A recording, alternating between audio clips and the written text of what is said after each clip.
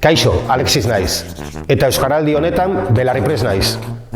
O euskera apareceu na miña vida xa que en Galicia sempre empreguei o galego como lingua e ao chegar aquí me pareceu o máis natural e lóxico, o aprender a lingua deste país. Niri sindikatua suposatzen dit aukera izugarri bat euskara praktikatzeko eta aurrera egiteko.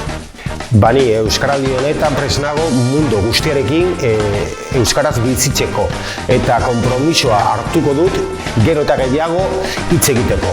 Bueno, anima zaitezte. Laben euskaraz bizi eta lan egin nahi dugu.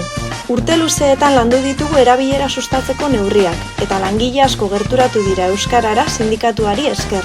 Euskara gure barne funtzionamenduaren eta antolaketa kulturaren erdigunean jarri dugu.